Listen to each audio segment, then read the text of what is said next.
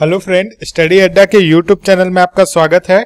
और सॉरी, पिछली बार जो मैंने कंकाल तंत्र स्टार्ट किया था उसमें क्वेश्चन नहीं ले पाया था। एक्चुअली लाइट कट गई थी तो एक बैग सब कुछ बंद करना पड़ा था, तो उसके लिए मैं एक अलग से वीडियो बना रहा हूँ कंकाल तंत्र का। आइए चलिए डायरेक्ट क्वेश्चन पे चलते हैं।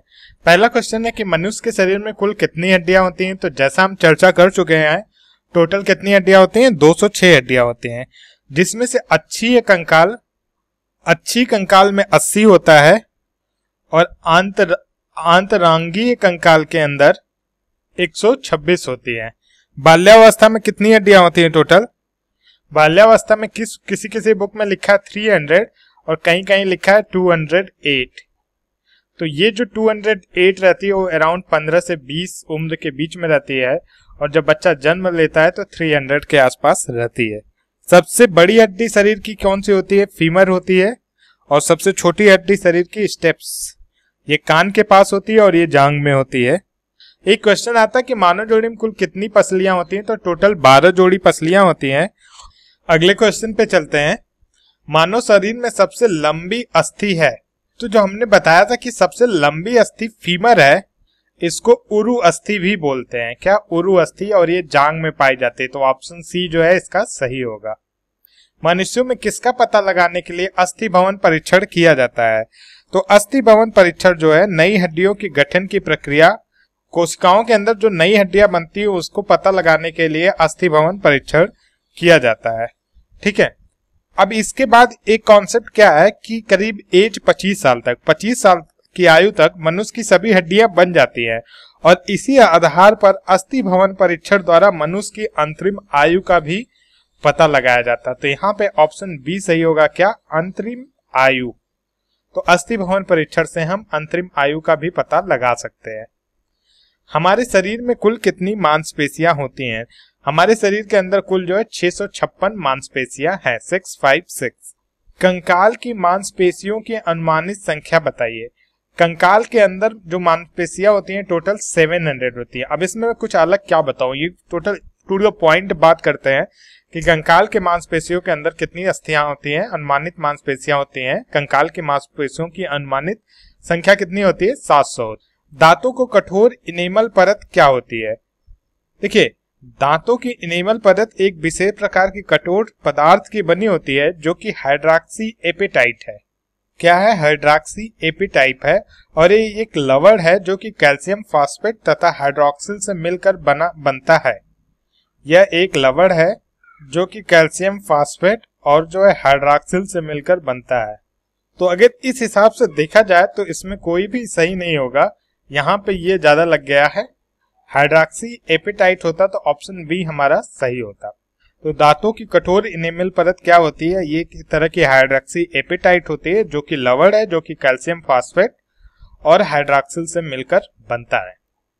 कौन सा भाग हाथी के गजदंत के रूप में बदलता है? तो जो दूसरा कृंतक होता है, हाथी के ऊपरी जबड़े के 2 कृंतक जीवन भर वृद्धि करते रहते हैं और बड़े और लंबे गजदंत के रूप में बदल जाते हैं। तो इसका सही आंसर क्या होगा? कृंतक, दूसरा कृंतक, ऑप्शन सी सही होगा। हाथी के दांत का विशाल रूप से बढ़ा हुआ कौन सा हिस्सा होता है? तो जैसा अभी मैंने बताया कृंतक होता है। अब यहाँ पे देखिए क्या ऑप्शन में क्या है? ऊपरी कृंतक, निचला कृंतक और रत्नक तो होता नहीं है। तो इसका सही ऑप्शन क्या होगा? ऊपरी कृंतक। औसत मानव मस्तिष्क का वजन होता है। मानव मस्तिष्क का औसत वजन 1.36 केजी होता है। किसी पेशी में संकुचनशील प्रोटीन होते हैं। तो एक्टिन और मायोसिन के अंदर जो है संकुचनशील प्रोटीन होते हैं। तो ऑप्शन ए जो है सही होगा, और ये पेशियों को सिकोड़कर शरीर एवं अंगों को गति प्रदान करते हैं। तो एक्टिन और मायोसिन जो है पेशियों को सिकोड़कर शरीर एवं अंगों को क्या गति प्रदान करते हैं। निम्न में से किस कशेरुकी में बही कंकाल नहीं होता है? देखिए, बही कंकाल वे रचनाएं होती हैं जो त्वचा को बाहरी सतह पर स्थिर रहती हैं और इसी को सुदृढ़ बनाने का काम करती हैं। अब इसका कुछ एग्जांपल लेते हैं, जैसे मछलियों एवं सरीसृपों के सल्के, ये इनकी वही कंकाल होती हैं। मछली और सरीसृप में जो सल्के होती हैं, पक्षियों एवं स्तनियों के पंजे होते हैं इत्यादि। जो एम्फीबी जानवर होते हैं, उभयचर प्राणी होते हैं, उसमें बही कंकाल नहीं होता है। तो उभयचर प्राणी इसमें से कौन हुआ? एम्फीबिया उभयचर प्राणी, ऑप्शन नंबर ए जो है सही है।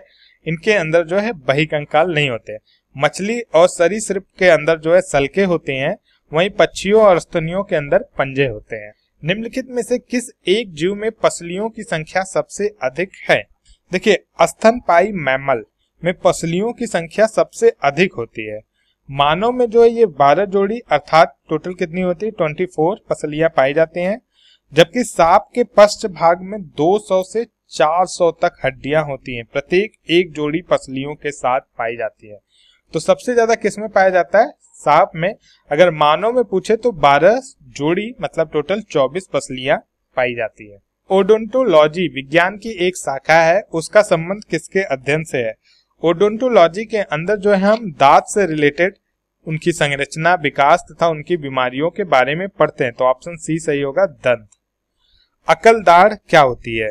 देखिए, अकल दाढ़ या तीसरी दाढ़, तो इसका सही आंसर क्या होगा? Option C. अकल दाढ़ को हम तीसरी दाढ़ भी कहते हैं।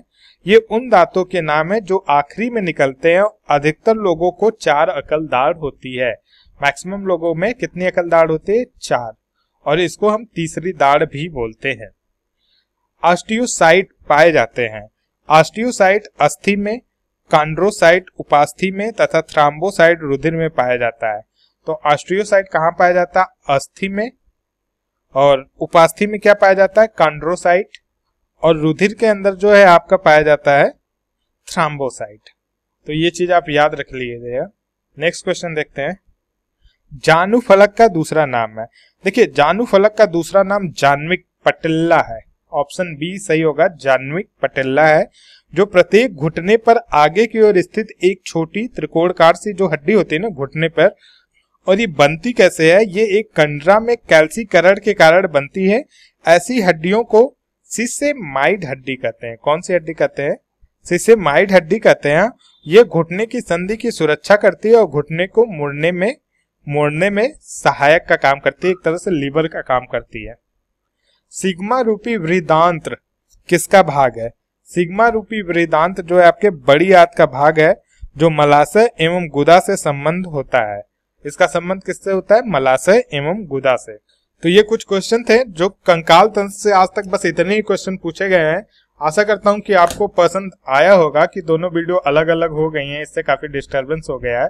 आगे से कोशिश करूंगा ऐसा ना हो। तो अगर आपको वीडियो पसंद आए तो अपने फेसबुक पे पेज पे शेयर जरूर कीजिए। आप किसी व्हाट्सएप ग्रुप से कनेक्ट हुए, उसमें भी इस चैनल के बारे में बताइए।